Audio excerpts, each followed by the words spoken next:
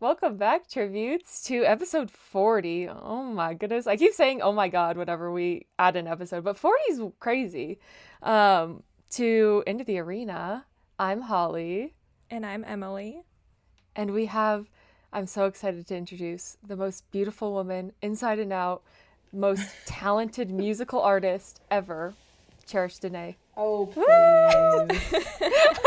You're like, no, please. I'm like, no, stop. We are so excited to have Cherish on, but before we jump in talking about Cherish, make sure that you are joining us for Tribute Talk. If not, where are you? It happens every Monday night, and we pretty much have just been discussing a lot of casting news because that's been going crazy. Which has been awesome. Yeah, we have new content. And then also we have our 1,000 follower on Instagram giveaway. So you'll get a set of the new Target anniversary editions. They're so pretty. Closes tomorrow, the 27th of June at midnight. So just go to our account, Into the Arena Podcast, and you'll find the post there and you can sign up. So yeah. Woo! Yeah, a lot of fun things happening. But of course we have Cherish here today. The fandom knows a lot about you, I feel like, at this point. Like, you're a big part of the Twilight fandom. That's where Emily and I come from. That's how we know Cherish. But you have a song called Echo, obviously. I do. And you are easing in to be the musical artist of The Hunger Games. That's so scary. But that's also, like, it's really exciting to think about it that way. I mean, 'cause that's where I hope it's going. It's been a journey since, when did Echo come out? Last May? Yeah, I was looking at that because I was looking through. You had sent us like some demos of it, and I was like, "Where are those in my camera reel?" And it was like a year ago. That's crazy. And I remember sitting down on my Finsta and being like, "Guys, does this sound Hunger Gamesy?" And it's ding ding ding. I don't remember what it was, but I was like, I gotta go to my Hunger Games gurus, Holly and Emily, for all things, and to make sure that it was Holly and Emily approved. Immediately, we heard those few notes and we were like, oh my God, yes. You sold us. No, anything Hunger Games, but especially if it's coming from Cherish. Yeah, exactly. But yeah, that was it's crazy to think that it's already been a year. And I don't know. It's probably one of my favorite songs I've ever written, just in general, out of all the songs I've written. Every song is like a baby. Mm-hmm. And I'm like, I birthed this baby, and I want it to grow and be as, successful as it can be. But also I'm like, even if it doesn't, I'm still proud of it. This is a really long baby metaphor. But I think in anything in life, if you're not doing something you're proud of, then it's like you're selling out, and I never want to do that.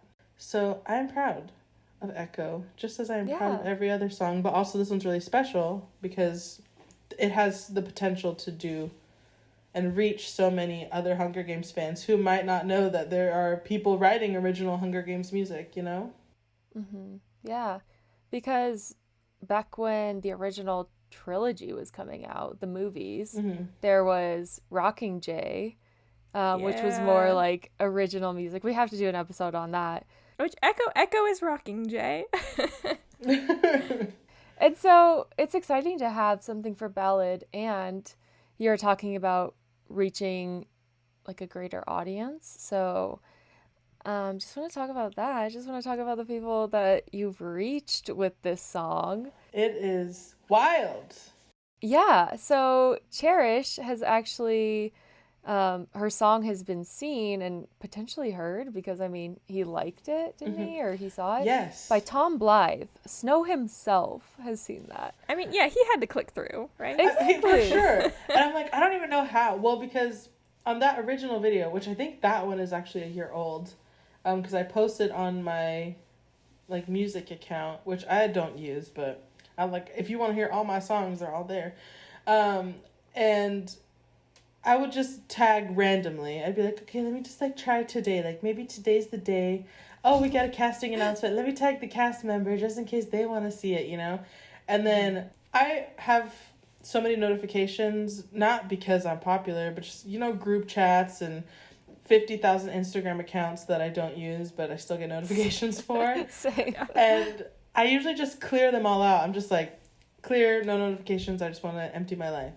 But that day I was like, huh, let me just like look to see what's on there. And it was like, Tom Blythe liked your video. And I was like, hold on. Is this like a Tom Blythe fan account? I was like literally like, I think I sent you guys a screenshot. I either sent you guys a screenshot of that and I was like, oh my gosh, Tom liked my video. And they were like, oh my God. It was wild. And then I went and looked and I was like, there's a little verified blue check mark next to this guy's name saying that I liked my video. And I was like, passed away. Oh my gosh, what if he listened to it and then is showing other people? Haven't other people seen it besides like the official Ballad account has seen it? You know when they had that filter last year at some point and it was like they were sharing like so many people who had that filter. I had done a little video with it and I was like, I'm gonna put echo on it and maybe they'll share it and stuff. And then they did. They didn't say anything about it, but I was like, oh, they put echo on it. They heard me. They heard me. And then one of my friends, she has been posting and tagging like a lot. And they are always looking at her stories. Like Tom Blythe has seen many of her stories. Rachel Zegler, the Hunger Games official account. I was like, oh, we're getting closer maybe? I don't know. I mean, even having you on this podcast, our hopes are that, I mean, however many listeners we have, like we appreciate them all, but just that they get introduced to this song and like hopefully that it can become a more like well-known song in the fandom because I mean, outside of music in the fandom, there was like Mainstay Pro who did their like Hunger Games shorts back in the day before the movies. And like everyone knows Mainstay Pro, at least in the fandom. Yeah. And so for us, it's like we want people to know Echo. Like we want people to know Cherish because this is still in production and there's a high possibility that they're going to be doing a soundtrack and to have your song in it. Or I mean, even at the end during the title sequence at the end, like having that would be really cool just because I feel like Lionsgate is a good company recently when it comes to wanting to work with fans. I mean, and I think just from the way that they interact with fans and the way they make content, it's like for the fans. I mean, I think it would be really cool if that was something that they saw Echo as like, oh, this is something by a fan for the fans, because it really is for the people. I mean, that's how I feel about all my music that is fandom related. I mean, of course, it's really cool when it reaches really great heights and gets to people high up and whatever. But, I mean, my favorite messages are the ones from people who are like, I really connected with this song. This song helps me get into like a Twilight vibe or anything like that. That is way more important and way more special to me than if Echo is in the Ballad movie. But not to say that Echo being in the Ballad movie would not be amazing. Like a bucket list thing. Like, I'll take it. I don't know. I just want people to know that my heart is not in it just for, you know, where it can go and fame or success in that way. Because I think just if it reaches its intended audience, then that will be success. You know? Yeah, I mean, if you're a creator, you want people to experience your content. Yeah. So, totally get that. Yeah. And I feel like now is the time because there's still people learning that Ballad exists. Yes. Or that Katniss is not in Ballad. Right. Right. So I feel like as people, like now with the casting news and everything, more people are going to be finding out about Ballad and finding out about your music. Ballad was such a good book. It was such... First of all, I don't know how I'm going to watch the movie. Because I'm a weenie. And I'm already thinking about... Like, I made that TikTok a while ago about just thinking about the freaking bridge of Echo. Ballad spoilers. If you haven't read Ballad, literally, what are you doing? Anyway, you're listening to this podcast. You've probably read Ballad. The hanging of Sejanus. Like, what... Emily. I'm not prepared. I'm not prepared for that. I'm not prepared for any of the arena. I'm not prepared for the first funeral that happens. Like, literally all of the things. It's going to be so traumatizing. But I'll sit there. I will sit there and I will experience it all. And I'll hope that when the scene cuts to black, you'll hear ding, ding, ding. You know? Another thing I wanted to say was I love how, first of all, your Twilight music reached Stephanie Meyer. I feel like we should maybe back up a little bit too and like talk about your fandom music, like with Twilight, and like what happened with that. Can you like tell us the story? Yes. So back in 2020, it was the summer of 2020. We were in the height of the pandemic. We were just all locked up. I was doing a lot of Instagram lives, just getting to know the people, getting to know the followers. It was really fun. And I had just started picking up the guitar. And in May, there was the announcement that, oh my gosh, there's going to be a new Twilight book. It's Midnight Sun, the long-awaited. Stephanie said she was never going to finish it, and now she's finished it. And we're getting it in August. And I was like, whoa, that's cool. I feel inspired to write a song. And I was actually watching a live stream of a Twilight podcast. I was watching Remember Twilight's live stream they were doing. They were thinking about the meadow scene and stuff, and I was like, I'm thinking about the meadow scene too. Like, how would Edward feel like now he's finally able to experience silence? Badoon, foreshadowing. The song was called Silence. And I was like, imagine having all this buzzing noise around you because you can read minds, and then you finally go out into the secluded area and you're just with this one person who you literally can't read their mind, and you're just experiencing silence for the first time. Like, how euphoric would that be? And how sweet would it be to hear the sound of silence? Hello, darkness, my old friend. Anyway, I love that song too. I almost put that song on my Ballad playlist. I say we just add it. We'll do get Lord to do a cover of that one, and then boom. Yeah. Yes, more Lord, of course. Always. So, yeah, I was like, I'm going to do this I wrote a little chorus. I played it for them on their live stream, I think the next week or so. And then that must have been the end of June, because Silence came out the beginning of July. And then I finished the song within like 2 or 3 days. And then I played the whole thing on my live stream for the followers who were watching. And then they were like, oh my gosh, please post this or whatever. So I made a super quick video. Just like, I had just washed my hair and I had braids, so they were just like dripping on me. I had my phone balanced on a book on the edge of my keyboard. And I was like, hey guys, I wrote the song for Midnight Sun. Like, I hope you like it. And I just played it. And immediately I started getting people tagging Fickle Fish Films, which is Stephanie Meyer's like Instagram account. And within by the next day, I got a DM from them. I got followed and a DM like, hey, Stephanie has heard your song. She loves it. We'd love to put it on our website. And I was like, That's a dream DM. I was like, what is happening? You're like, am I dreaming? Yeah, and then in the next couple weeks, people were like, please put it on Spotify and Apple Music. And I was like, well, this is just a really rough recording that I did like at 3 a.m. because everyone was wanting it. And I put it on SoundCloud. And then I was trying to re-record it, and I was like, nothing is capturing it the way that I did in that 3 a.m. recording. So that's the version that's out right now. That was the first draft, and it's what I stuck with. Wow. Aww. That's amazing. Isn't it? The number crazy? of times I've listened to that song, unhealthy.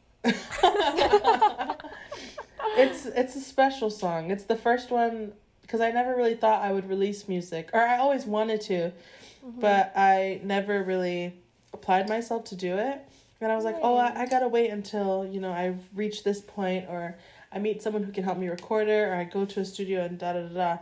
I didn't think I would ever do it myself.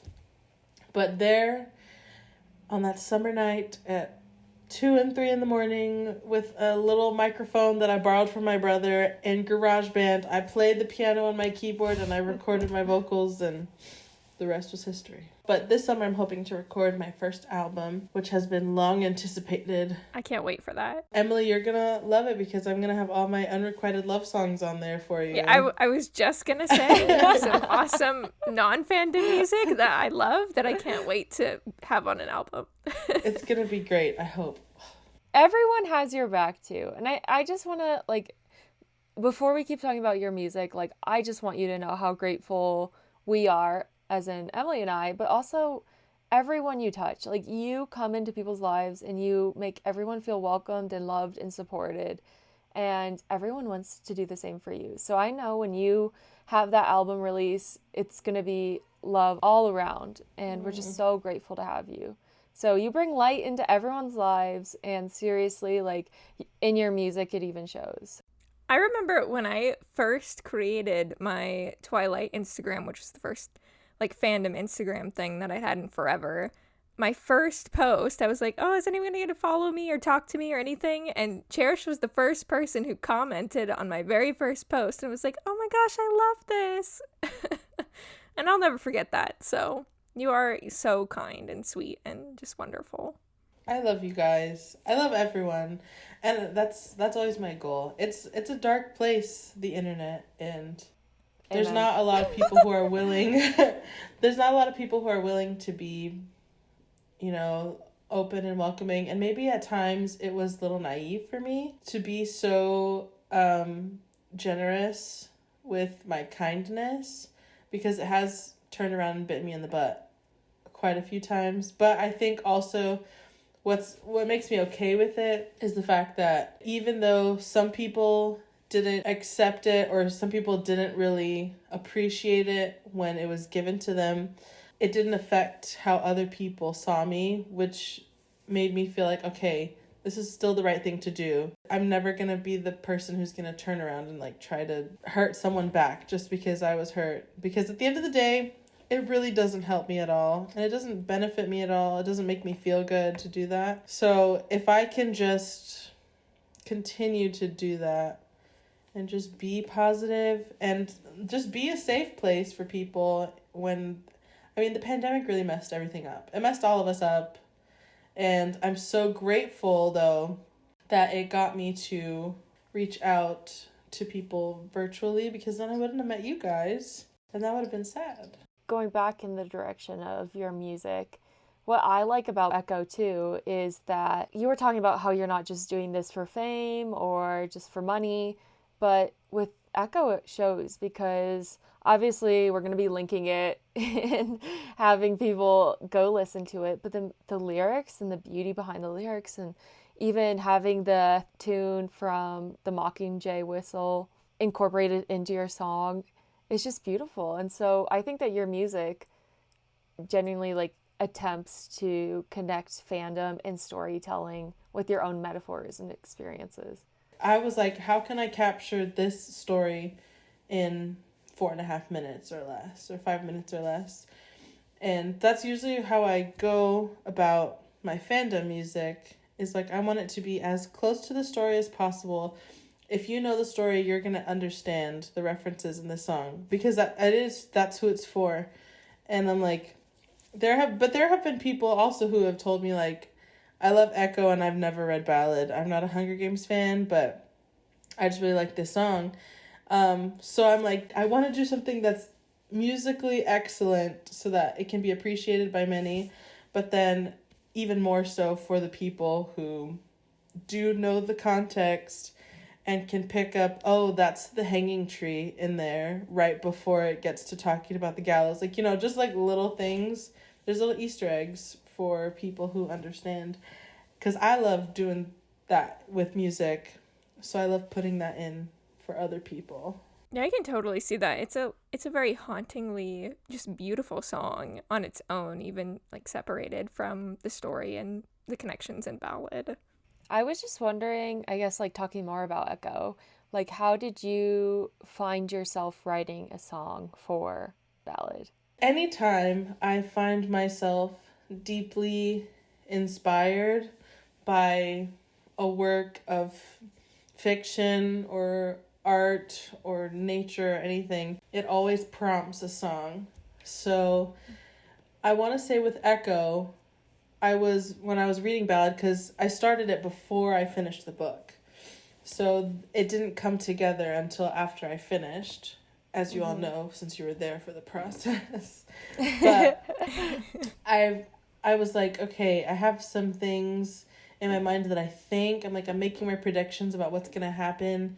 But from what I know now, let me just come up with this. I started with just the music and being like, what sounds like the Hunger Games. Like, if I wanted to be transported to Panem, what music would I play? And from the vibe of the story, because I was getting towards the end when I started, and I was like, okay, we're taking an ominous kind of turn as we're going through. And so it had to be sort of like that ominous feel to it, almost like there's something looming. I don't know, the story just prompted so many lyrics to come to my mind. So I just was like, let me just keep going with this, because I don't like to force things out. So people are like, can you write me a song for this? And I'm like, I don't know. If I'm not deeply, deeply inspired, or if something doesn't click and I'm like, song lyric, it's really hard for me to write it. So yeah. So Echo was very much it was an organic process to writing the song, as it usually is with my music. So what made you want to write a song about a book that you hadn't finished yet? Honestly, it's because of Suzanne. Miss Suzanne Collins. She just was... I knew. I was like, ugh, there is something about this story. Because again, I'm writing music just to, like, release the emotion that I'm feeling, and just to get what I'm thinking about just more out in the physical, in a way. If a lyric starts popping into my head, or if the music starts popping into my head, because I'm like, there's nothing for me to listen to that is ballad. There's no ballad soundtrack to go along with this book as of right now. What kind of song would I want to listen to as I'm reading to this? Ding, ding, ding. And then it kind of... and then I started thinking through that and being like, I really want to write a song about this. Because I knew it was going to make me feel some type of way by the time I got to the end. And I was already feeling some type of way all throughout. So I was like, there's no way I can just have so many feelings about this book and not write a song about it. So when you got to the parts, the hanging, were you like, okay, this is it? Oh my God. I know it. I think so. And because I was trying to figure out a way to incorporate that. And I think from the hanging to the very end, that was when I was trying to figure out what the bridge was going to be. So then I was like, I finished the book and I was like, this is what it is. This is one of the big significant points. And I was like, okay, how is Snow feeling in this moment? He's not feeling good. He's not feeling like this is what he wanted. And then I was like, he never meant to lead him to the gallows. And he's hearing ma, ma, ma, ma, the echoes of his last word. Honestly, it feels like such a blur, because I feel like I wrote Echo pretty fast too. Maybe it was over the course of a couple weeks, because I was still finishing the book. And then I had this half-done song, and then I was just feeling it. And then we got there. And, like, the beauty of music, like, again, I don't know much about music and songwriting and blah, blah, blah. But talking about, like, the gallow part, like, yeah, it's obviously about Sejanus. But I also consider, like, I think for me, I'm more of a Lucy Gray character vibe, and Emily's more of a Sejanus vibe. This goes right back to our Ballad playlist episode. Yes. And I was just like, oh, this works really well for Sejanus and Snow and that dynamic. And Holly was just like, oh no, it's Lucy Gray and Snow. And I feel like your song perfectly fits into that as Like well. both, yeah. Because I'm like, the gallows could also be Lucy Gray because she's dead. She's dead. In a more metaphorical sense. Yeah. Is she dead, Holly? Okay, I was about to ask you this. Cherish, tell the people, do you think that Lucy Gray went missing / died, or lived on and had another life? And you have to answer. My heart wants her to have lived and to, like, made it to either gone to the next district over, or snuck back into 12 after Choreo was gone, and just continued living there. That's what you think? She just left and she was like, haha, guys, be right back. Just kidding, I'm leaving forever. Ah! Do you think she could be Greasy Say? I think so. I Such a wild theory. I buy It's into my the theory, and I stay by it. But I'm like, is that the right age? It would be the right age, right? Yeah, it would. Yeah. And okay, I don't know if you heard me like go on about this theory, but Suzanne is always very intentional in her writing. Mm-hmm. And so We've talked to about have a this. name rhyme, Yes. Lucy Gray, Greasy Say, she's literally her. I don't care. End of story. If Cherish agrees, I we're support good. it. I'm gonna say when Suzanne coming on the podcast, we can all discuss it together. Our finale would- episode. I would After that, we'll be literally, done. I would die after that because she does not do any interviews. Anything at all. Ever. I think I would literally like pass out during it I because hope I'm you- nervous to talk to you. I'm nervous to talk to Dr. Kamisha Russell. I'm nervous to talk to Maya Wynn. I'm like, oh my God. Imagine my nerves talking to Suzanne. Cherish, what would you ask Suzanne if you could ask her a question? That's a great question. Oh my gosh. That's a good What one, do you like? That's like, I have no idea. I'd be like, Suzanne, have you heard Echo? No, that would be. Yes. Yeah. Yes. That's the right question to ask. If I could change anything in the Hunger Games, which it's already perfect, so I wouldn't change anything. But if I could, I would desperately not want for PETA to get hijacked. Even though I know it's like really important and like whatever. But like that like literally destroys Blah, blah, me. blah. Is it?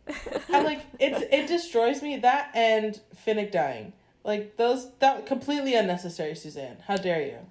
He died for what? Rude.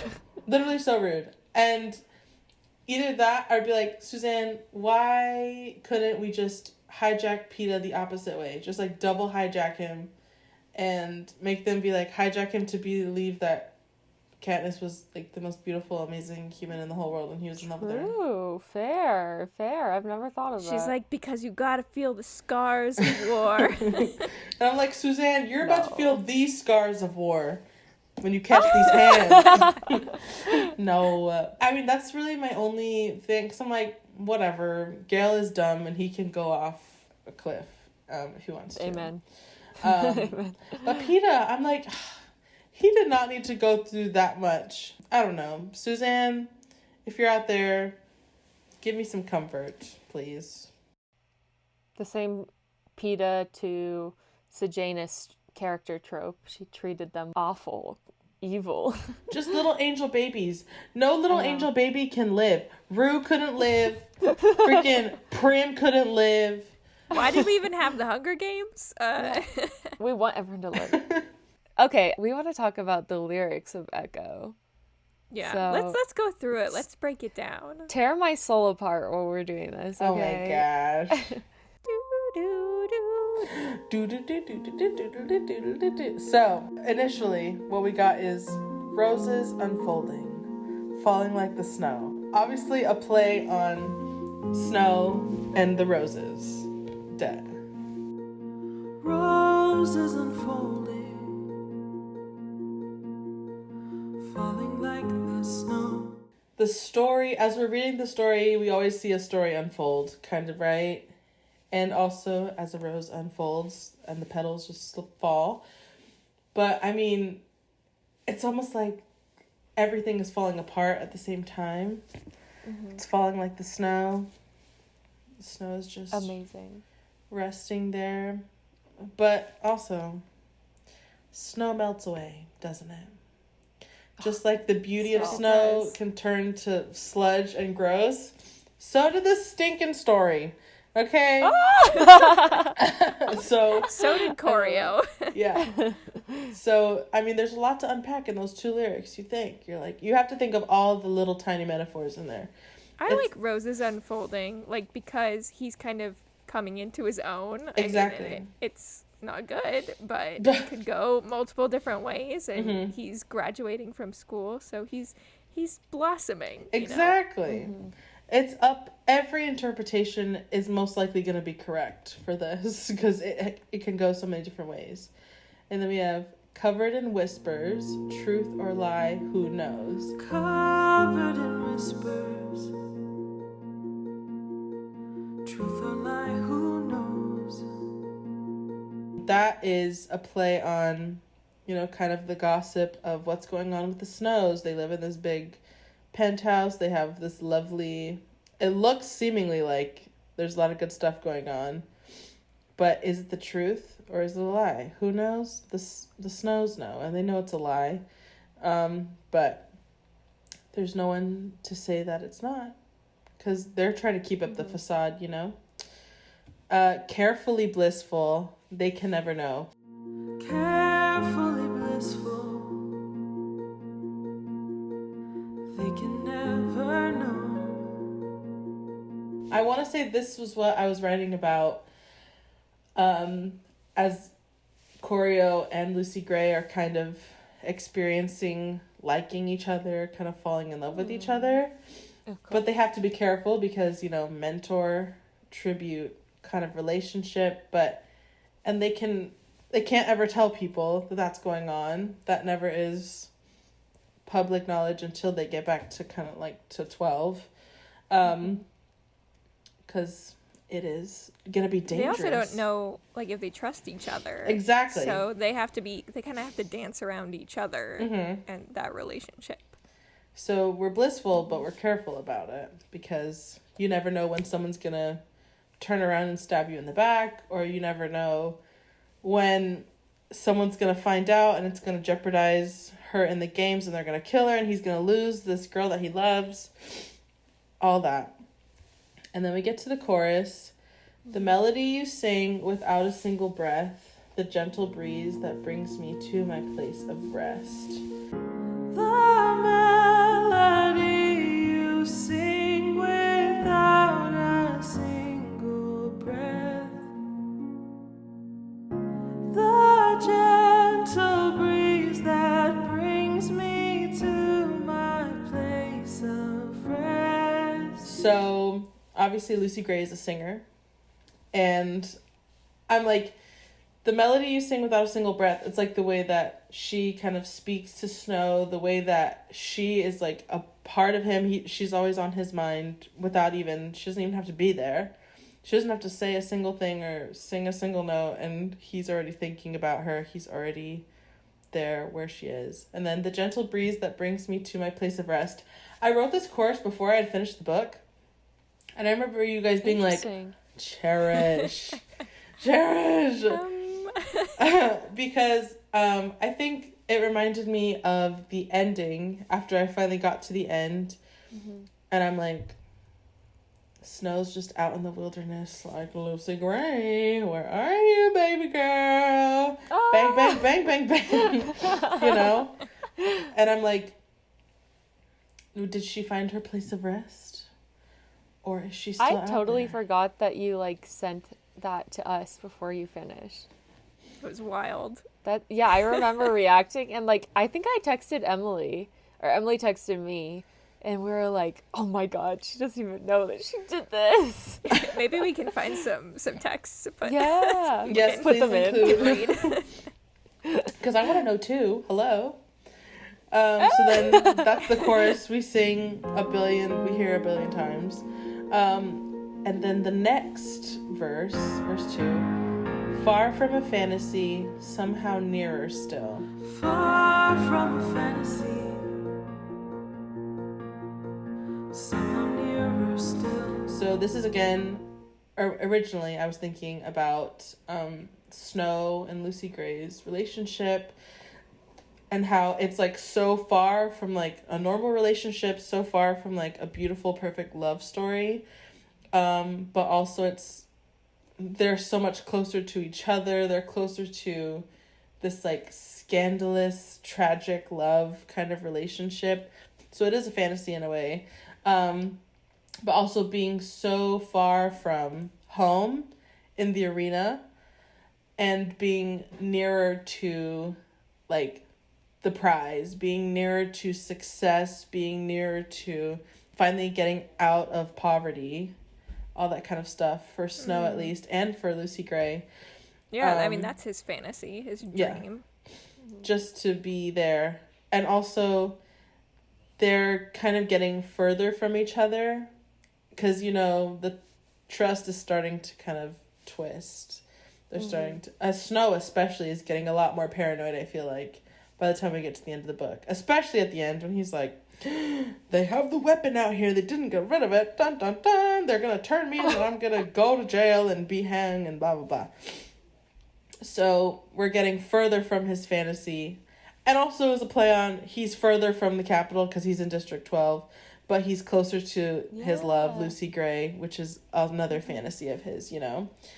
Or was it? And then dreams conflicted, bending at my will. Dreams conflicted,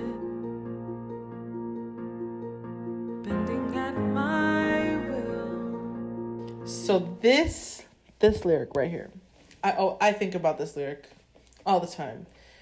Because he's like, I dream about doing this, being, you know, an officer, getting out of poverty again. I'm going to this academy. I'm doing amazing things. I'm going to be the freaking president. I also love Lucy Gray. I love this kind of thing we're doing down here. We're in 12. I'm just chilling. We're vibing. Down here in 12. Down here in 12. But bending at my will, he is just jumping back and forth between what he wants, especially when he's... when they're trying to decide if they're going to leave, when they're like, let's run away together. And he's like, all right, this is my new dream right now. I'm giving up everything. I'm going to go be with her. And then he changes it at a moment's notice when he notices the guns, when she's gone. And then he's like off the rails. But he's constantly changing that. His dreams are always whatever he wants in the moment and what's going to benefit him the most. Which sometimes he's thinking selfishly, like, I'm going to be in love. This is what's benefiting me. I love this girl. We're going to be together. And then sometimes he's like, wait, this girl's going to betray me. She's psycho. My dream is like, going to... I love love. Literally. I think what just scared me about you saying that, like, talking about Lucy Gray and Snow wanting to run away together. Remember when there was that whole story, that plotline about Katniss and Gale wanting to run away together? Mm-hmm. Maybe that should have been our red flag. Maybe that's where that should have been. Suzanne was like, you don't remember that, do you? It just clicked right now with you saying that, so I'm kind of hurt right now. So, scary. And then, this was a very direct kind of pull. Loving is fragile. Trust gives you control. Loving is fragile. Trust gives you control. Those are my favorite lyrics. I love those lyrics. Them deciding that, like, love is not... They're like, it doesn't matter if I love you. It matters if I trust you. Or it doesn't matter if you love me. It matters if you trust me. And I was like, yes. And the reason why Snow wants trust is because it gives him control, doesn't it? Mm-hmm. So, and then we get the chorus again. And then we get the hanging tree motif. I was like, I need a little interlude right here before we get to the bridge. And I was like, what if I put in the hanging tree? Because I knew I wanted to change the key right there in that moment. And so I had done the chords, but I didn't know what I was going to put on top of it. I wanted a little melody. And then I tried it out with the hanging tree and I was like, shut up. Stop. Shut the front door right now. I remember you, like, showing us that part of the song, and my jaw just dropped. When I, like, show people your song who have read the books, I'm like, do you hear it? Do you hear it? Do you hear it? Do you hear it? Are you sure you're not hearing it? Are you sure? Do you hear it? And they're like, I yes, didn't hear it Holly. the first time. You guys had to point it out to me, and then I was just like, wait, how did I miss I was like, this? I'm like, whoa. It's like once you hear it. But I think it's because I cannot hear it. It's a different... The chord progression is different from the original. That's why it's hard to hear. But it's the same. Ooh, ooh, ooh. And the rhythm's a little bit off. Mm-hmm. But it's in there. So, fun fact, if you didn't hear it, now you do. And then you will always hear it. And you'll always cry. You'll never be able to forget it. And then we get to the bridge. So we have the hanging tree. So good. Leading us to the bridge, which is never meant to lead you to the gallows. And then there's a little echo of you saved me. Now all I hear is every echo, you haunt me. Never meant to lead you to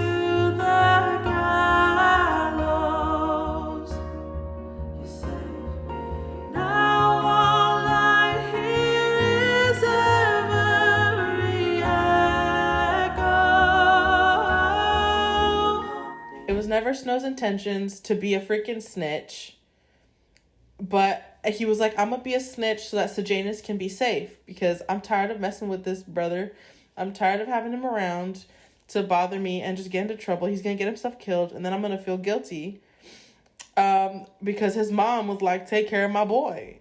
And I think this is why it's the you haunt me part. Because I do believe it was not Koryo's intentions to get Sejanus killed. However, he was not thinking. It was very small brain, no head, no thoughts. No, he had no head. It was chicken. No, it was gone. He cut it off. Lucy This took is our president of Panem. Yes. But it did save his butt at the end of the day to rat Sejanus out. Because Sejanus would have probably put them all in more trouble at the end of the day. So yeah, never meant to lead you to the gallows. He didn't want to take him there, but he did save him. And now all I hear is every echo, which is referring to Sejanus calling for his mom, and the stinking birds echoing his last word. Days, yeah. You haunt me. And Sejanus does haunt him because throughout the rest of the story, now he's thinking, he's talking, well, how many did he say? He's like, I killed 3 people. And Lucy Gray's like, huh? 3? I thought it was only 2. Yeah. And he's like, the old me. I died myself. Yeah. So Sejanus haunts him around every corner. And Lucy Gray's just like, So much for trust, right? Exactly. And then we get the chorus again. And then one more line of never meant to lead you to the gallows. Dee, dee, dee, dee, dee. And then it ends with the hanging tree. The melody you sing without a single breath. The gentle breeze that brings me to my place of rest. The melody you sing without a single breath. The gentle breeze that brings me to my place of rest. Never meant to lead you to the gallows.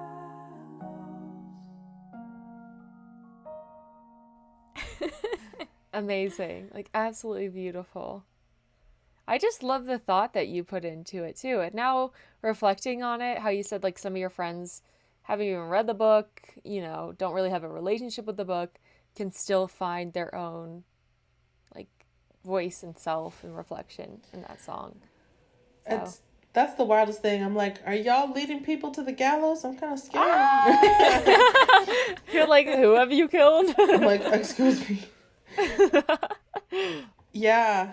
I mean, because back when I was reading The Hunger Games for the first time, I was not writing music at all. I didn't even want to really be a singer at the time. Well, no, that's a lie. Because I decided I wanted to start singing when I was 11, which I would say is a pretty late start. Because most people start developing their voice like when they're a kid, like a really small kid. Like they're like, I started singing when I was 2, 3, 4 years old. And so then by the time they get to middle school, high school, they're already very familiar with their voice and know how to sing high and whatever.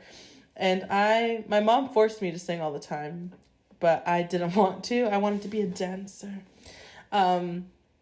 So I had a good grasp on what it means to sing. And my mom and my grandma are both music teachers. So I already knew a lot of like technical stuff, but I didn't actively start trying to just like sing for fun until I was 11. So if I had been actively trying to write music and sing beforehand and then had carried it into 8th grade when I first read The Hunger Games, maybe I would have written a song, because it was right after my Twilight phase that I found The Hunger Games, and I was like just filling that void. that Yeah, same. Me too. I was like, oh, Twilight's over. What am I gonna do? So then it was really cool because I was like, Twilight Renaissance is happening. I mean, I never really left the Twilight fandom. I never left Twilight from the year of 2009 to the present. I've always been a diehard fan. I just had to be a closeted diehard fan who couldn't talk to people about it, but I was reading fanfics, and then I started following people on Instagram, and then I made my own Twilight account, and the rest was history from there. And so it's really cool to have the Hunger Games experience so much later with Ballad, and it's almost like a Hunger Games renaissance for Cherish. But you guys have heard it, I did write a Hunger Games song roughly on the first book, which was it was nice to be able to kind of feel that, get that, because I mean, just as strongly as I feel about Ballad now is how strongly I felt about the Hunger Games back then, but I just didn't have it within myself to do what I do now. So, Man, I was writing parody songs. You on were. Paper. You were a singer. We should have teamed up. Well, we can team up now. We're gonna make Cherish and Emily's Hunger Games album. Holly, would you like to sing or play an instrument on it? I will. What's like Tambourine. the easiest? Yeah, I'm like, what's Or the easiest shaker? thing I Just can like do? In the back, I can be dressed in like all black. I say we do it. Next time next time we're all together, we gotta do one of them. Well, sweet. We are so excited for you. Do you know, like, with your upcoming album, do you have like any like song titles that you want to talk about, or any like album titles, anything at all that you want to give away?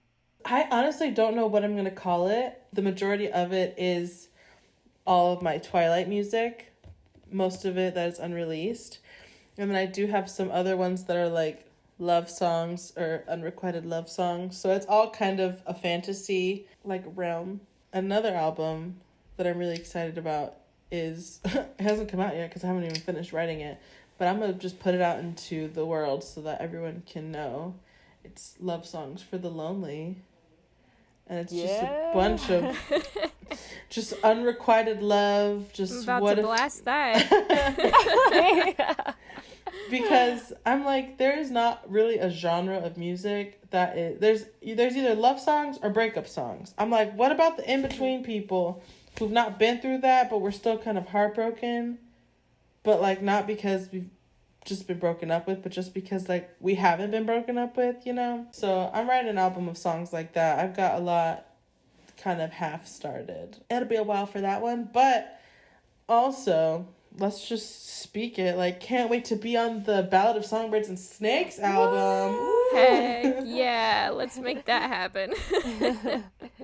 So everyone's goal for, after watching this episode, go follow Cherish at, which @ do you want us to use? Because you have a few. I'll give you two. At Cherish Danae, that's just me. And there's also at Forever Jumping the TL, which is like my Twilight. It's really just a fandom account at this point.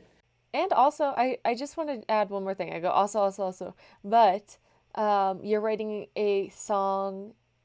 Is it a song or an album for MB Thurman's Summoned? I actually have started a third song. I just started a third song yesterday. Oh, wow.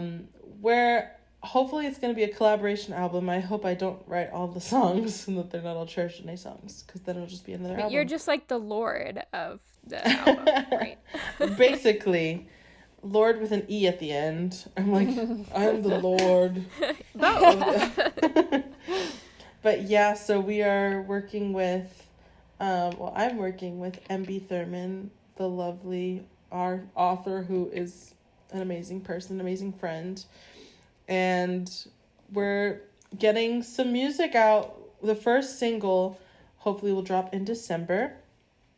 And then the rest of the album will come as it comes. But I'm really excited about that. Everyone go read Summoned. Sorry, it's not Hunger Games, but go read it so you can understand the songs. Go read it. It's so good.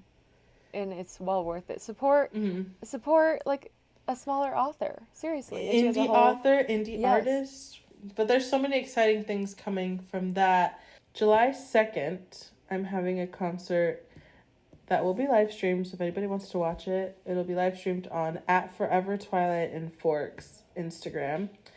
And there is a girl who's flying up to play guitar for the concert with me. And Cool. so where I live in Forks right now, there's this beautiful little like meadow in the back.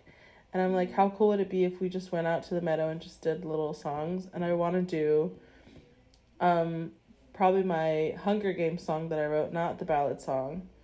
And just vibe with her out there. Maybe do like an acoustic echo in the meadow. Oh, that sounds so Please, cool. please, please, please, please, please. And I'm really trying to see, because she's going to be here for like 4 or 5 days. So we'll have the concert one day and we'll have to rehearse for that.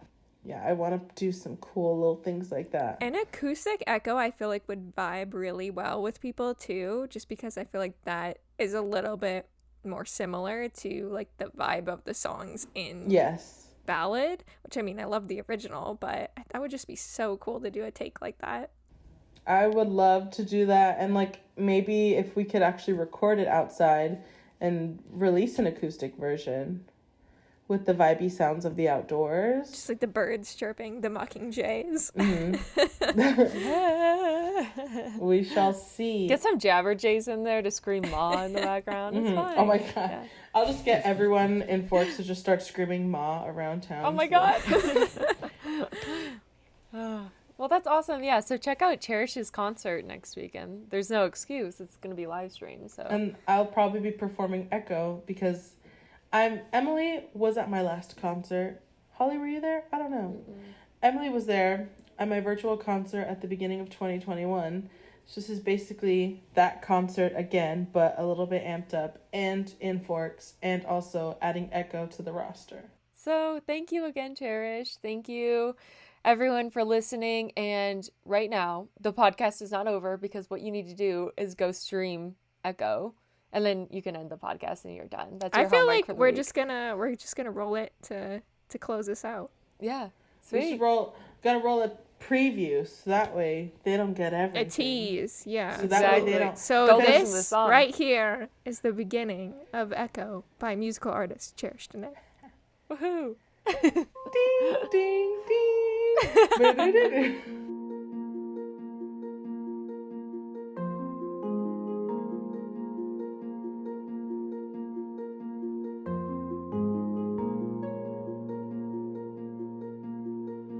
Roses unfolding, falling like the snow, covered in whispers, truth or lie, who knows?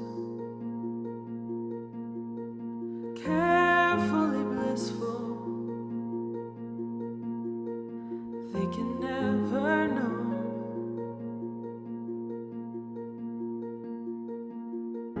The melody you sing without a single breath, the